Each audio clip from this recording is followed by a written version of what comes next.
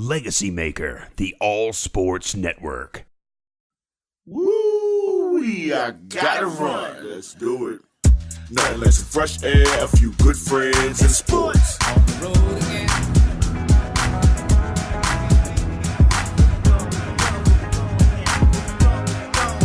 Yeah, so grab your bags, pack them in, close the trunk, tire spin. We'll be there, where and when. We're on the road again. On the road again.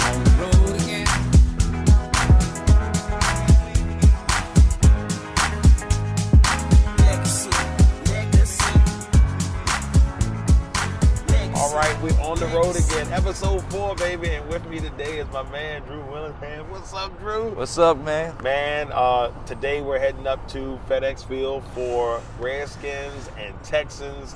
Now, as you can see, my compadre to my, I guess, my right, your left, it has that Redskins scully on. So, hey, for a guy who, a diehard Redskin fan, being in this business, how important is this trip for you today, my friend? Man, this is a lifelong dream. That's I've been to FedEx Field twice.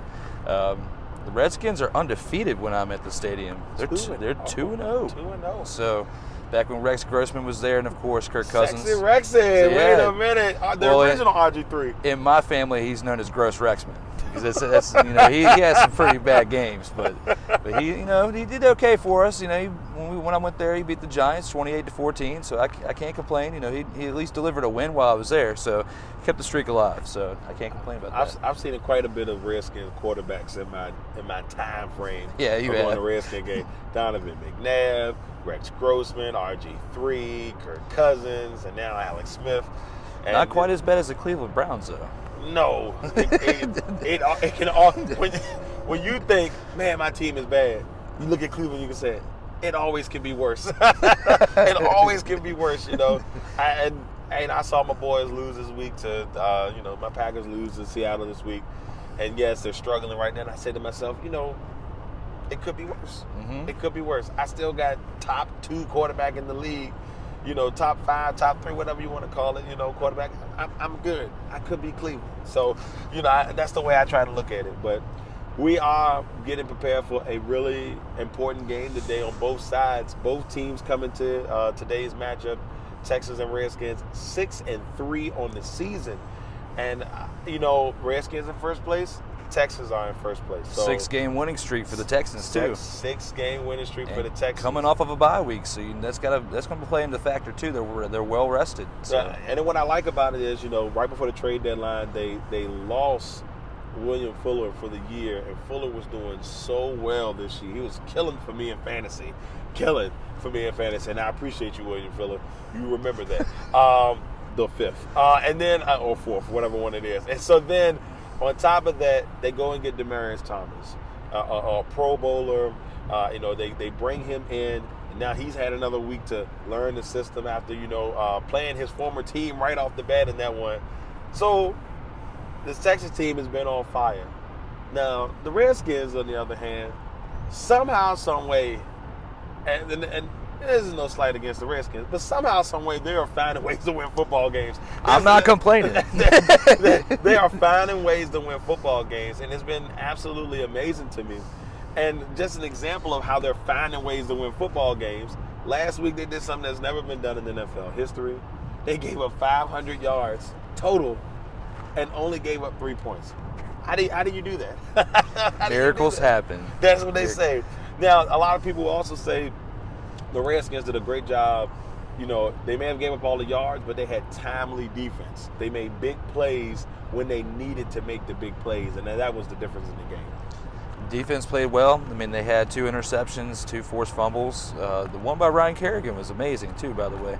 So even Josh Norman got back in the act. Yeah, he's got to keep his mouth closed sometimes, but, he did okay. Let me get your feelings on that, because Josh Norman said he feels like that the fans, most of the fans don't have their back. He's like, they're on the road. Kyle Clinton Dix kind of came in, did a little smoozing with that. And he said, hey, he said, they appreciate all the fans that made the trip down there that was, da-da-da-da-da. But, Norman said he feels like that the Redskin fans truly don't have their back. I mean, most people would say we've been through a lot. What are your thoughts on that, Drew? Josh, I'm going to put it to you this way. If you really want to go somewhere where the fans really don't have your back, especially when you're playing a little off, go play in Philly. I was about to say go to Philly because they will start throwing batteries at you, just like when the Philadelphia Phillies were playing the St. Louis Cardinals. This is an MLB reference, but back in the day when J.D. Drew came to town because he was drafted by the Philadelphia Phillies, and they were throwing batteries at this man from the stands. It's not quite that bad in the NFL. But still. I mean, you got to appreciate where you're coming, where you're at, because the fan experience at FedEx Field is, from what I've seen, I haven't been to any other stadiums, but it's like no other. They've got a great experience there.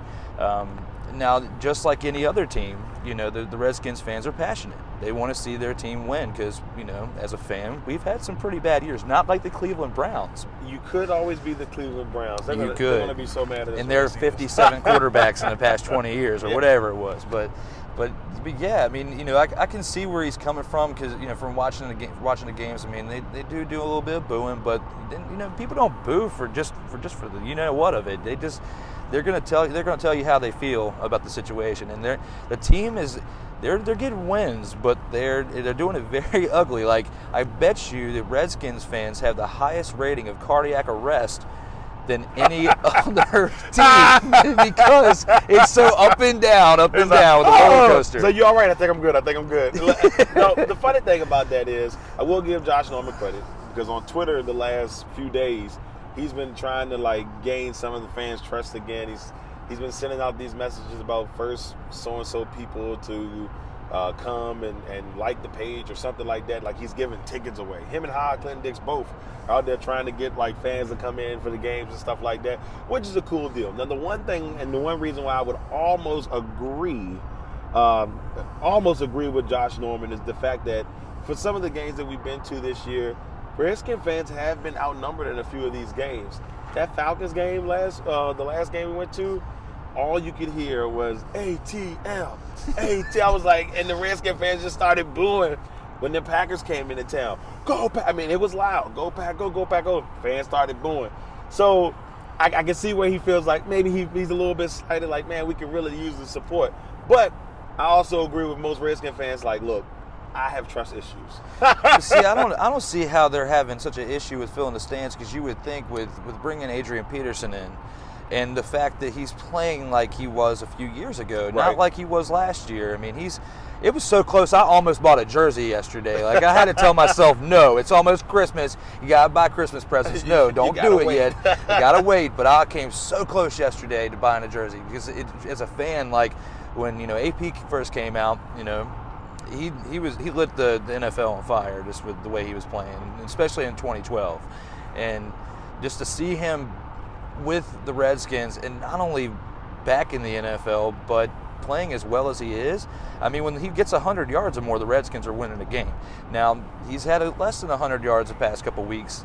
They're barely still getting the win, but at least when he's productive, they look a lot better. Their chances are a lot higher to get the win. Yeah, Rob, when we went to the Falcons game, Rob had a really good statistic. In Redskins wins, he's averaging like 110 yards or something like that, like 100 plus yards in the wins. But in the losses, he was only averaging like 13 or 14 yards a game. So where AP goes, the Redskins go. And so I think that's a very critical thing to watch out for here in today's game. But, let's get to today's game. Do you think, what do the Redskins have to do to win this game today? Because this is a pretty big test. They've got a really tough schedule coming up. They've got Dallas on Thursday on Thanksgiving. Then they got the Eagles the following week. Then on top of that, they still have the Giants, but it's a division game.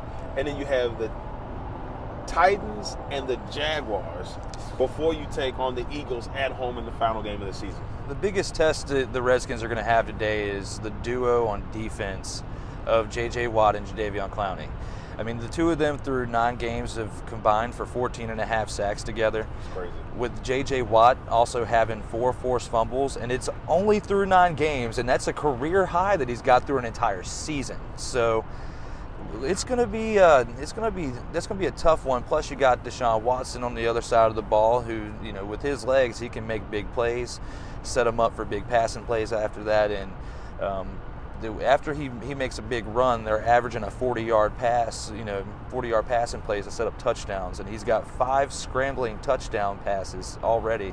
I mean, it's going to be a tough matchup today. I'm just hoping that my streak helps keep them alive. Well, I mean, another thing about that is you look and see the Redskins are banged up, and they've got 3 new offensive linemen that they had to bring in because of injuries. Now, they did a solid job in that game last week, but, you know, a few of those guys, Jonathan Cooper, I believe was a former first-round pick. I think Kujima, don't get me to destroy names, but two of those guys were at least first-round picks at one point, or maybe a second-round pick. I think one of the kids is from Alabama.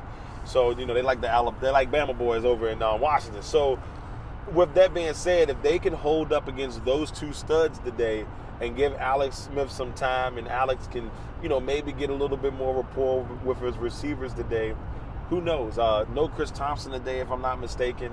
I believe Crowder may not be back in this game. Yeah, he's still iffy. He's still iffy right now. So Crowder hasn't played since, I think, the Green Bay game. It's been a long time since we've seen Jamison Crowder on the field. So if the Redskins can find a way to shut down Watson today, which they've done really good against really mobile quarterbacks this year, you know, shutting down Aaron and putting the work on Cam. If they can do those things today, they've got a really good chance to win this ball game. Going back to Cooper, last week when Capri Bibbs had that 40-yard screen pass that he took, and then that holding call or whatnot that Cooper had that brought it all the way back to the 17-yard line, that was tough for me to watch. Yeah, like Cooper, no. Yeah, because when I went to Redskins training camp, I took my niece and my nephew there, and Capri Bibbs is a great guy. I mean, he came through, was doing autographs, and I want the best for that kid, and to see him have that big extended play like that, and just to come back to the 17-yard line, it hurt me so bad. Those things hurt. Because between Chris Thompson, now you got AP, and then him, I feel like they've got a solid running game when healthy. Because we haven't even seen the new rookie yet. That's right. So Geis, Geis you got a small sample size of what Geis could be in that New England preseason game, and that's all you got. But then the nice piece coming back today, Byron Marshall. Now I called him, bless his heart, I called him Byron Maxwell the whole training camp. I had to apologize over and over again. I just kept calling him Byron Maxwell. But Byron Marshall is back today. They released Brian Quick, and they put him on waivers. So it's going to be very interesting to see what they'll be able to do, what things they'll be able to take care of here in the next few days. Today, I'm really excited to see what Marshall's going to bring, because he scored in that game, and they really had high hopes for Marshall. And Trey Quinn is back today. Ooh, nice. Yeah, so you get Mr. Irrelevant back today. Should be a pretty big deal. I hope so, man. This is a real experience for me, just to be able to be on a different level going to the game, because this is like a dream come true. So I didn't really sleep much last night. I tried. I was exhausted from working all week, but I couldn't, just because I preparing, doing my homework. Right. Wouldn't be able to provide those stats for you today if I didn't do a little bit of homework. I'll tell you, Texans, I went last night and I watched NXT last night. Ooh. Did you get a chance to watch NXT? No, I haven't. I won't do that to you if you don't want to. I saw Raw, but I haven't seen SmackDown or NXT this week. Man, TakeOver was last night. Amazing. And then tonight we got the Survivor Series. Survivor Series is the night. So, with Survivor Series being the night, Daniel Bryan, new champion.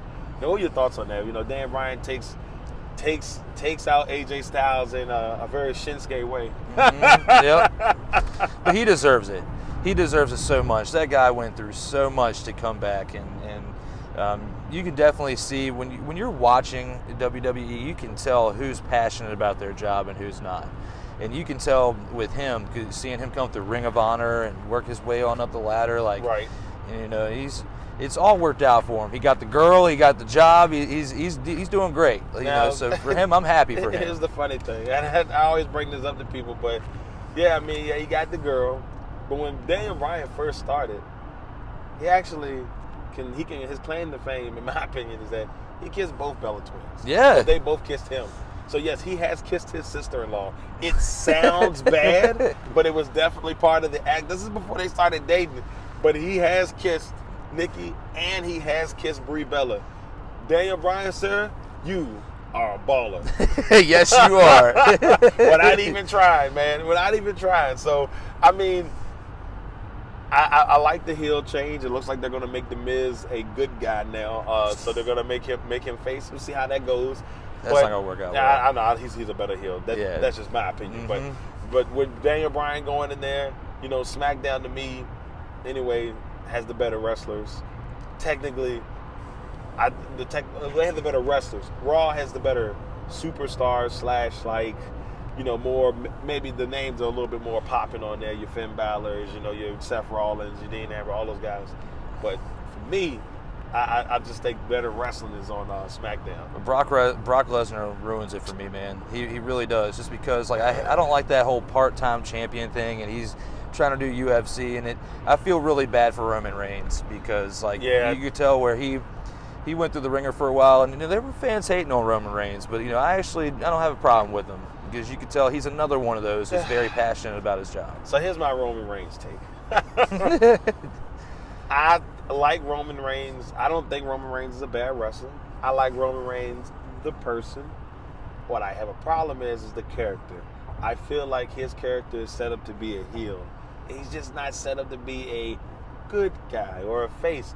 But that's what they push him. And I think that's why a lot of people don't. Like, a lot of people have, you know, rebelled against him. But that's not going to happen anymore.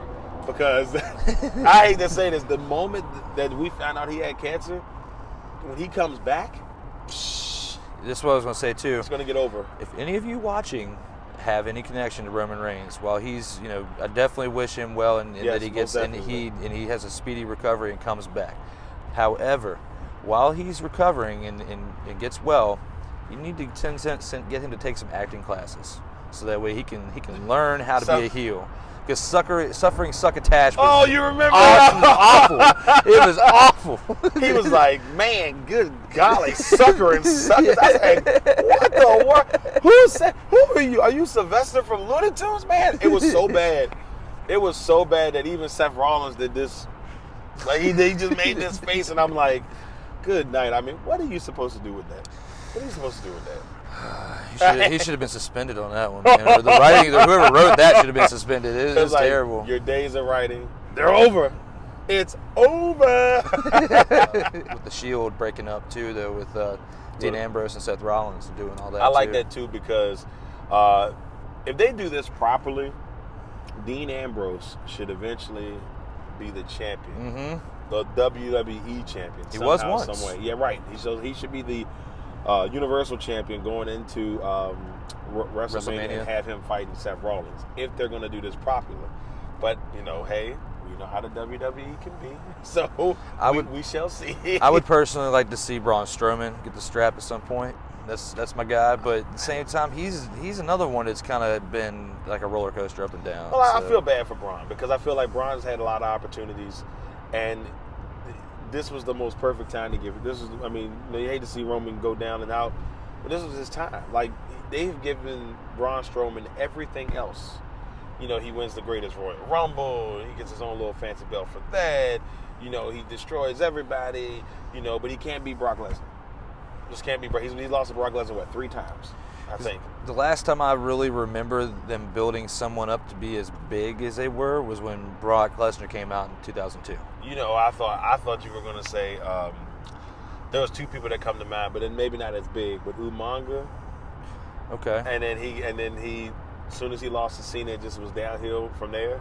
And then Rusev, the same thing. Rusev Day. Yeah. Rusev had that, you know, hadn't lost in a year. Cena comes in, bam. They're like, you already got Lana. That's enough of a trophy. Yeah, I would be good with that. I mean, if you got Lana in your life, you know, Lana is the best. Lana's number 1. Yep. I mean, what else can you ask for in life? I mean, Close the trunk, tire spin, we'll be there, where and when, we're on the road again.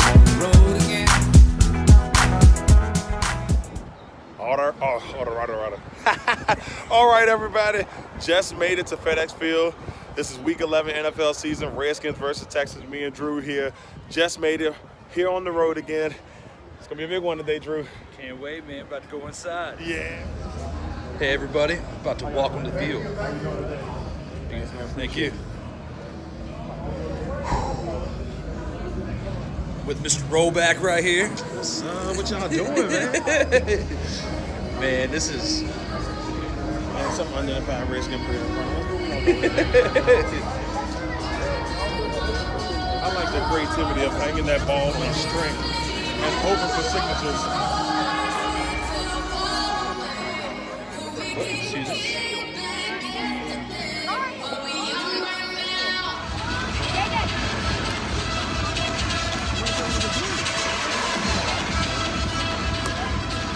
There's some pretty cool stuff you do here, Mr. J.J. Watt. Somebody.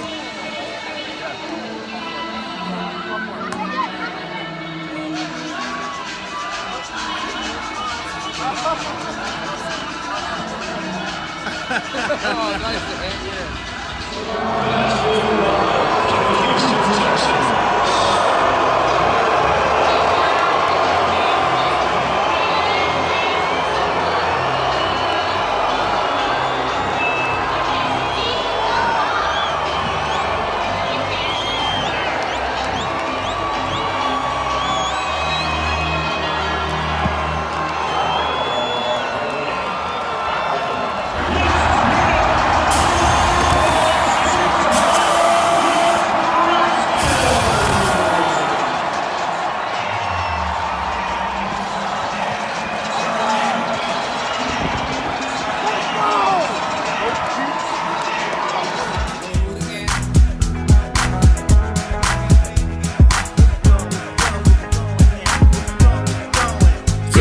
Grab your bags, pack them in, close the trunk, tire spin. We'll be there, where and when. We're on the road again.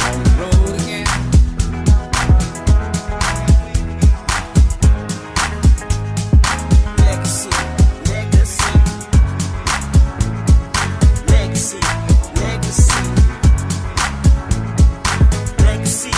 Roll with me. Road again.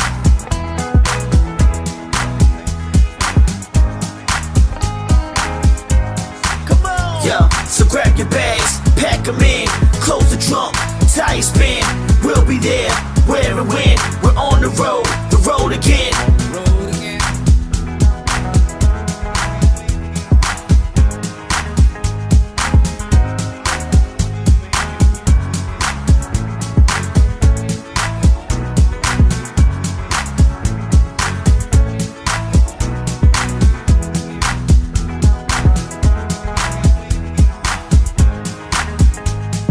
Legacy, legacy, legacy, legacy, legacy. Roll with me. Road again.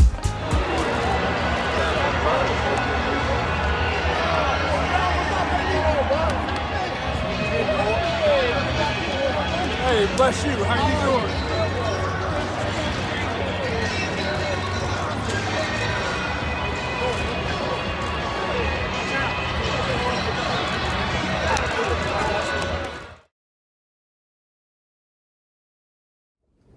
What did Jay say to you on the sideline before you went in? Anything in particular? And what did you say when you went in the huddle for the first time?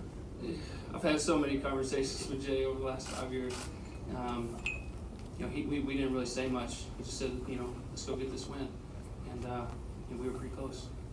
Cole, it seemed as if the team rallied around you right away. It didn't take long. You scored the touchdown after Preston's interception. What is it about this team that they just rally around you so well, and it didn't even take long? Couldn't tell you. I think we have a core group of guys here on this team who are solid professionals. They approach their job, the same way every day. And I've tried to do that for the last 5 years, preparing myself and getting myself ready. And again, I'd like to stand up here and say we won that game. We came back and won. We were just a little bit short. But this league's about winning, and I think we know that in that locker room. There's good leadership, and on a short week we'll have to be our best for sure against the Cowboys. How's Demaryius Thomas coming along since coming to the team? Yeah, no, good. He's done a really good job of learning the plays, learning where to line up. I don't think it's easy, and I think you'll see him progress more and more as we keep working with him and into this week. I think you'll see more and more improvement just relative to his knowledge of what's going on, no doubt. You knew that the Redskins coming into this game have had major changes on the offensive line. Did you feel like you guys could take advantage of the fact that they're trying to gain some chemistry in this game? I think they've actually done a good job with their backup guys and the guys that they've been putting out there. I was going against Moses, obviously, who's a starter, but they did a good job. We have to play our game. That's all we can control. You control what you can control and try and get to the quarterback as much as you can. Thanks. Thanks, guys. Thank you. So, DeAndre, what's been the biggest difference in your opinion as a team, from those first 3 games to now? What do you see the chemistry-wise or anything like that has changed in the locker room? Overcoming adversity. It hasn't been blowouts where we're just going out there blowing out teams. It's been tight games, but everybody is believing. Everybody feel like we're going to win. We're supposed to win. And that attitude, I don't think we had the first 3 games, but for sure, after that first 3 games, I think just the attitude and the mindset of everybody changed of overcoming adversity, overcoming bad plays. Hey, Deshaun, what are your thoughts on Clemson's big game against South Carolina this week, and then them getting the berth into the ACC championship? Clemson is going to do what we do. Maybe 4-0, 5-0 in the last couple of years, so Clemson's going to handle that, and the Tigers can come on top and clinch, go to the ACC, handle that against Pittsburgh, and go on the run for that. So What's the biggest difference, in your opinion, from those first 3 games to now? Like, what's the difference that you have seen in your teammates and yourself since that time frame? The biggest difference is, towards the end, guys making plays. But outside of that, we've been doing everything we've been doing. Just kind of the ball been going our way, and we just kept believing, kept fighting, and we knew that, we listened to that locker room and not anyone outside and not the noise would be just fine. Woo! I gotta run. Let's do it. Nothing like some fresh air, a few good friends, and sports. On the road again.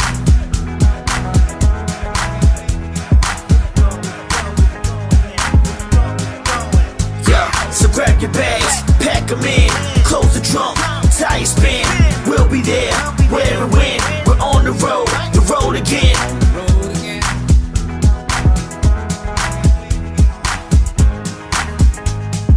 Legacy, legacy, legacy, legacy, legacy. Roll with me. On the road again.